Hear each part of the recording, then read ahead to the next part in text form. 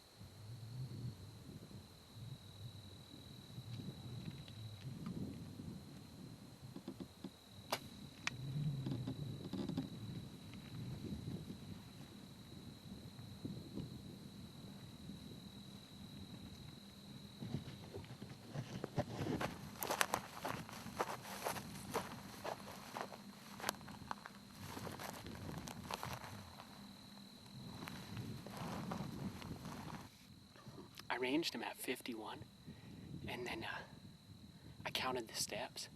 I just counted the yards, and I was at 40 yards, or 45 yards, and I just put my 40-yard pin on, right on him. Man, I'm shaking.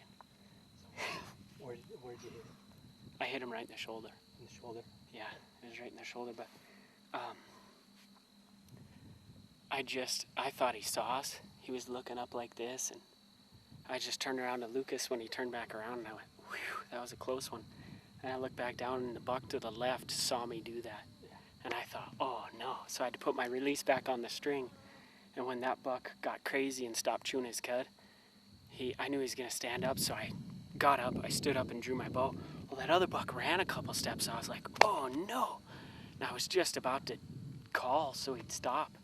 And he stopped. And I just went, 40-yard pin, 40-yard pin. It felt like I searched for my 40-yard pin.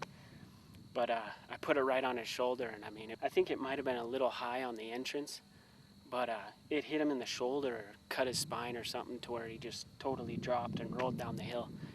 And now he's down there dead right now. So, well, he's not the hugest buck, but public land, and we are firm believers that our trophy's in the hunt, man.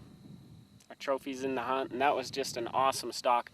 We spotted these antelope from about 1.5 miles down there, and they were finally in the mountains where you can actually sneak up on them, and so we took advantage of that and got one. So That's how elk hunters have to do it. Elk hunters gotta wait till they get in the mountains, then you can sneak in. oh, thank you, Lord. I Sneaking can't across the believe it. prairie's hard. I just can't believe it. All right. Why don't we go back and get our stuff, and then we'll go down and get him. Okay. Doesn't matter with anybody else there? No, suppose not. You shot it. Ooh.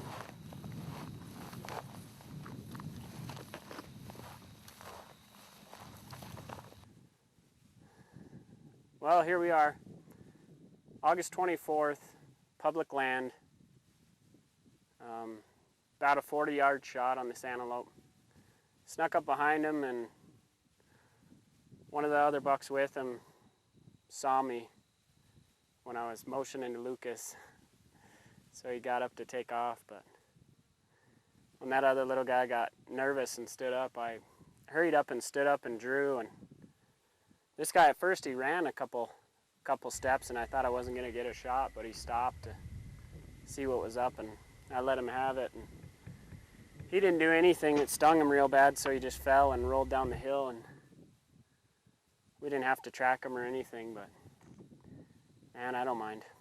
I don't mind. I like it when they're short. We're using the Grim Reapers, and I think that might have been part of the deal of why he just fell and was real short tracking him. But this is our first kill of the year, and I just thank God. I couldn't be happier. This is just a first 2 days hunting and our first kill, so we're both pretty well excited. So thank you, Lord.